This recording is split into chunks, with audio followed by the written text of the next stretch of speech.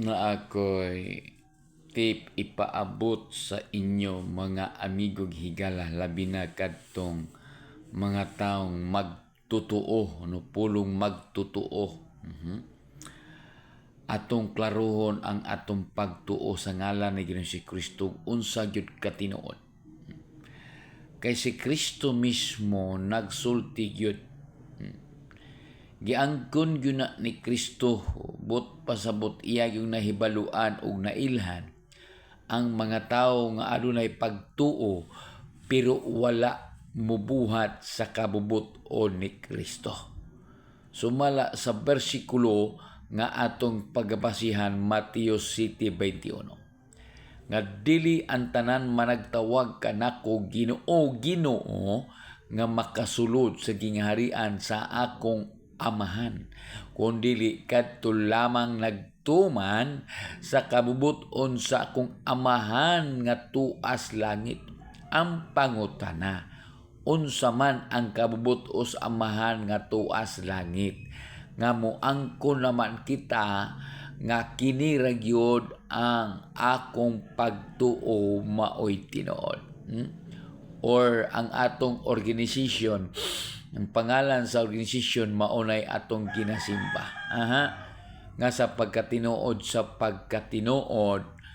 naaraman sa Ginoo ang katumanan, wala man sa organisasyon o sa tao. Atong naon wala ta maka panghilabot dinhi sa atong sa organisasyon. Sa pagkatinuod sa pagtinuod, ang Ginoo maoy nagapangialam sa atong tasatagsa ka organisasyon, tasatagsa ka hunahuna, mao na gipakialaman sa Ginoo. Makasud ba ka? Ang pangutana, makasud ka ba? Sa imong kaugalingong huna-huna sa imong pagtuo. Ang Biblia nagsulti di jud ka kasud bisan pagidungog sa Ginoo ang imong pagampo, sumala sa Buhat chapter 10. Tanawa ang istorya ni Cornelio. Adunay malunda nga nagsaksi kang Cornelio. Naging istorya siya sa iyang atubangan. Sulod siyang kwarto. Nag-ingon ang malulunda, "Yes, Cornelio, ang imong pag-ampo gidungog sa Dios. Ang imong pagkamatarong ug panghatag pagtabang ngadto sa mga taong kabus ginadawat sa Ginoo." Klaro kayo na.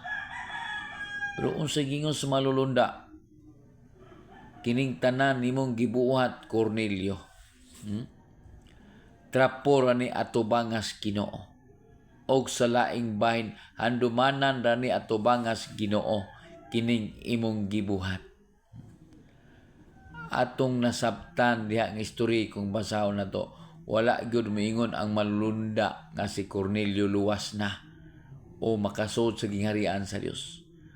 Kundili ang tambag sa malulunda, nagsugo siya kang Cornelio, nga Cornelio, pagsugo sa pipila nimo ka mga tawo, ipakuha si Simon Pedro nga tua nagpuyo daplin sa suba sa baybay sa Jordan.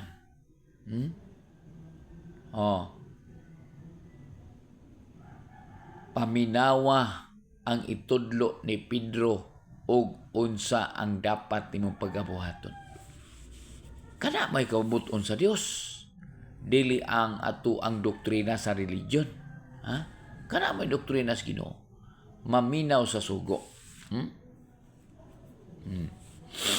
Nanawa gani.